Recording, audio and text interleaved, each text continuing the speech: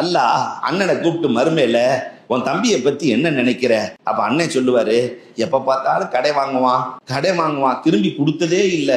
அப்ப அல்லாஹ் கேட்பா, அதுக்கு என்ன செய்யலாம்னு நினைக்கிற?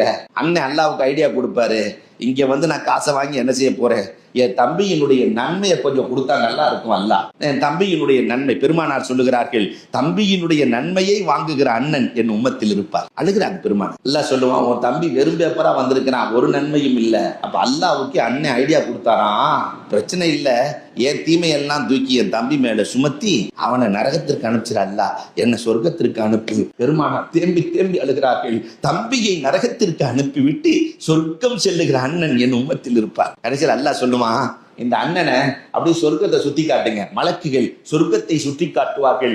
72,000 அறைகளை கொண்ட மாளிகை. இதுவரை உலகத்தில் அப்படி ஒரு ஹோட்டல் வரவே இல்லை. 72,000 அறைகளை கொண்ட ஹோட்டல் இருக்கா? இல்ல.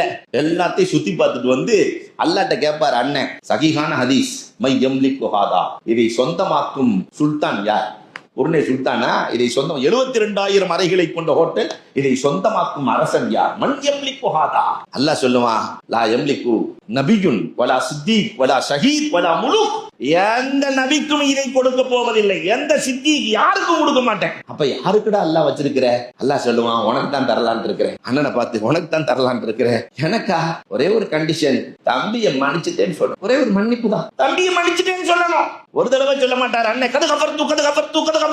அந்த ஹதீஸை பார்த்து பெருமானார் சிரிக்கிறார்கள், கடவாய்ப்பல் தெரிய சிரிக்கிறார்கள். அழுதுகிட்டே ஆரம்பிச்ச நாயகம் கடவாப்பை தெரிய ஒரு தடவை தான் அல்லாஹ் சொல்லுவான், மன்னிச்சுட்டேன். 3 தடவை சொல்லுவான், மன்னிச்சிட்டேன். அல்லாஹ் ரப்பல் ஆலமீன் சொல்லுவான், தம்பியின் கரத்தை பிடித்துக் கொண்டு சேர்ந்து சொர்க்கத்தில் நுழையும். குடும்பத்தோட, அண்ணன் தம்பியோட, அக்கா தங்கச்சியோட சேர்ந்து குடும்பத்தோடு சொர்க்கத்தில் நுழைகிறார்கள்.